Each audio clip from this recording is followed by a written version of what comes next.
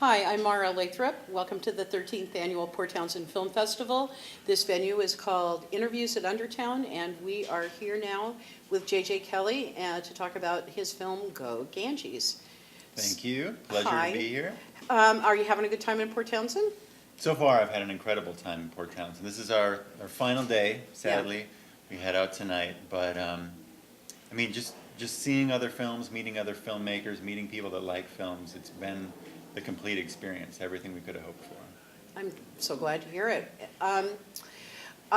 When I watched Go Ganges, it really brought up one question for me more than any other. Mm-hmm. And I think it's because, I'm a parent. And my question is, didn't any of you guys have mothers that said, you're going to do what? I think that when we talk to our moms about these experiences, we only kind of give them the bullet points. Like, okay, yeah, we're going to go down the river. We don't quite fill in the details that we're going to do it in a rowboat with thousands of other people around, and there's sewage going into it, and that nobody's going to know where we are while we're there. Those things are kind of left out, but we're going down a river, Mom. So, and they gave you their blessing. Everybody got their mother's blessing for this? Yeah, I've been doing these kind of trips for about 10 years now, and my mom, Yeah. she's used to it. She just knows to kind of breathe deep and then just let go of any anxiety that she has. But I'm making it, I haven't. It seemed to me from watching the film that this was like guerrilla filmmaking. You guys didn't know from one second to the next sometimes what to expect or how you were going to get a shot or what was going to happen even. Right. What were the biggest surprises while you were doing this? I mean, there were lots of surprises on this trip, and the beauty about making this film for me is my day job as a producer at National Geographic, and we script out documentaries before we go. We go do a recce trip. We understand so much about the place that we go where there aren't really any surprises when we get there. Right. So this type of filmmaking where we've never been there before, we're not exactly sure where we're going to go, how we're going to do it, where we're going to sleep that night, but any time that we're intrigued or inspired, we want to follow that story and try to tell a complete package of what is interesting about that and then move on and then really just have this unscripted adventure. I mean, that's what we tried to go for, and I think that we really achieved in that respect. So there were a total of 3 of you that sort of like made this together in India, right? There was you and your partner Josh and your camera guy Dave Costello, yeah. And how I mean when there's just 3 people and you're working on something like this and you're all together all the time, did you find that there was a kind of natural division of labor, or did you all end up sort of doing a little bit of everything? It really was a little bit of everything. When I go out with a small crew like this, I want filmmakers that can do everything. I want somebody that can hold the camera. I want somebody that can write if we need any writing. I want somebody that can run sound. I want somebody that can be on camera if we have to convey the story. That's a lot different from my day job where somebody's job may only be to do sound and you don't ask them to do anything else because it's really out of their wheelhouse. So, there was this natural division of labor, whether it was the media management and at the end of the day, knowing how to kind of divide up the footage, put together a short reel, doing some editing to go on the web for people that are following along. It was really being able to know how to do everything that was important for this crew, and we did. And the beauty of this long of a trip, 3 months, is if somebody is better at editing than somebody else, then you can nurture them along and you can all become better. Because I think a good filmmaker, can sit back and watch their cadre operate at top capacity. But if something goes wrong, they should be able to hop in there and run it themselves if need be. Right.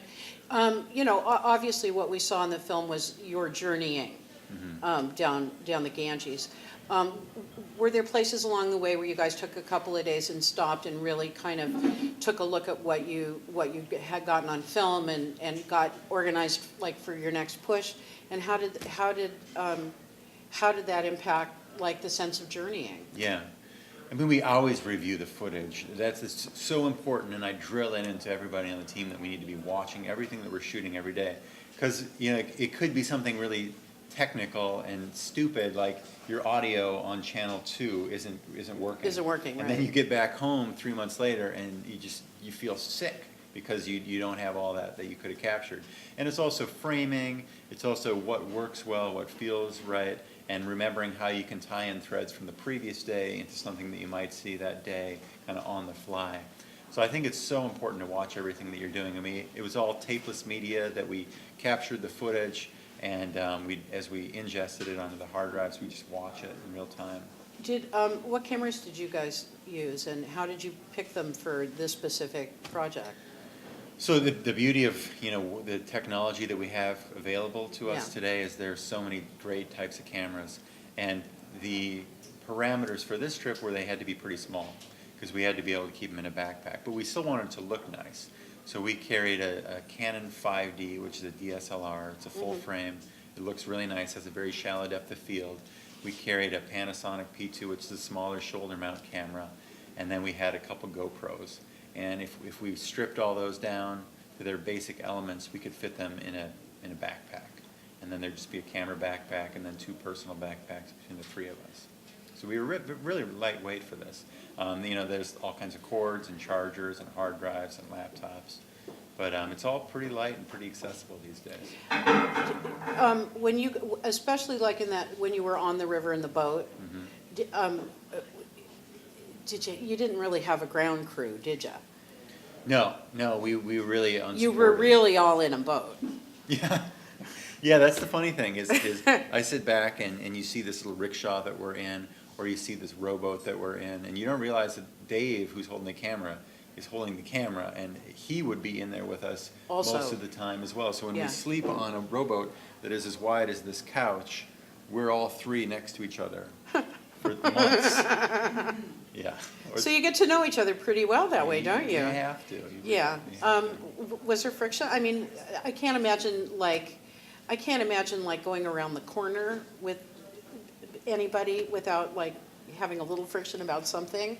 How do you live with a couple of other guys for 3 months on a journey like this when there's just when the agenda is so much larger than just the trip itself? It's tough. And Josh and I are very fortunate where we met in this kind of a relationship.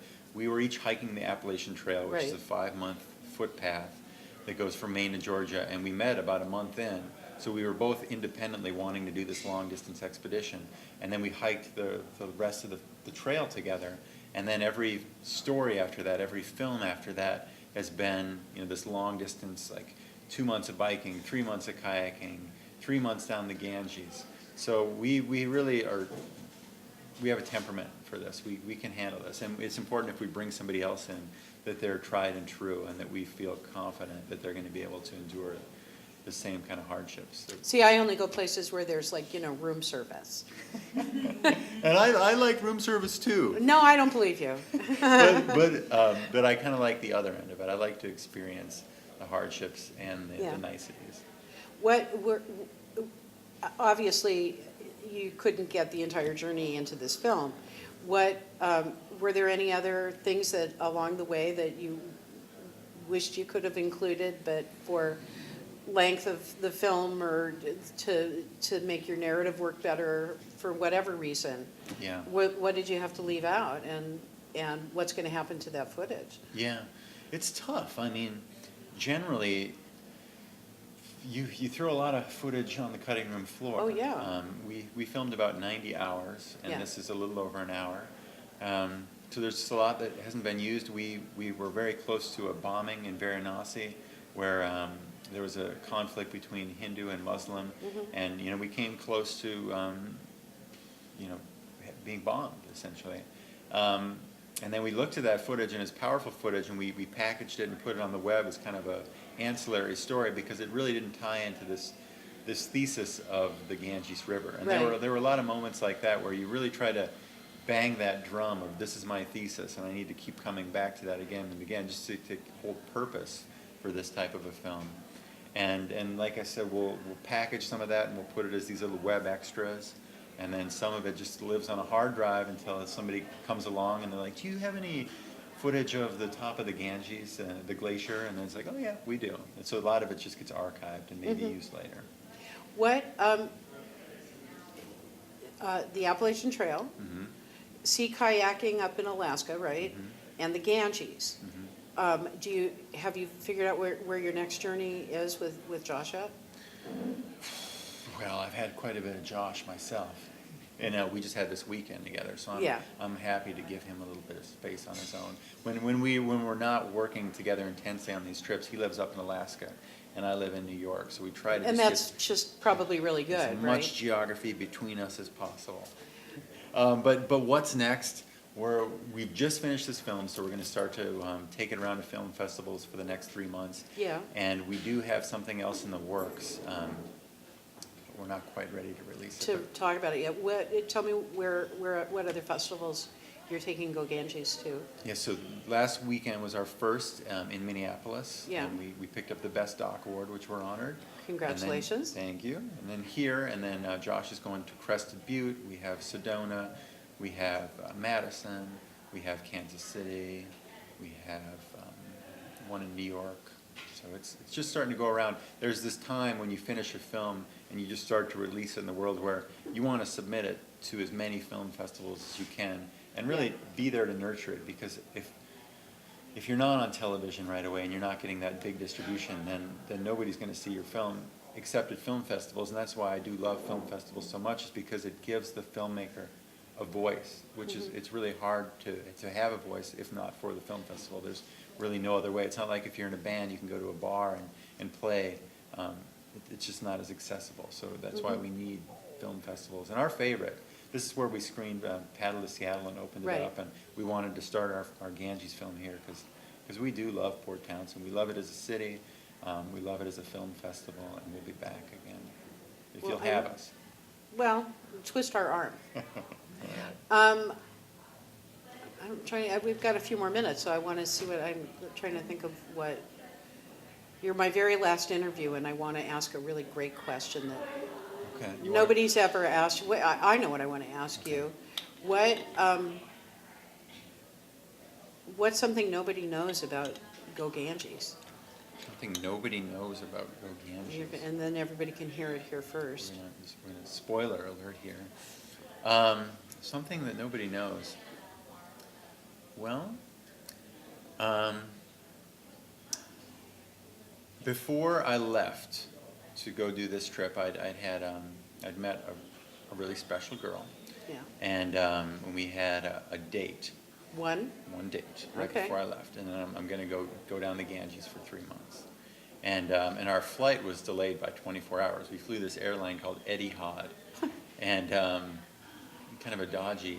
They're not actually a dodgy airline, but we had a really dodgy experience with them where we had a debit card and they drained all the money off of it, but we didn't actually pay that money and it had to go back on the card.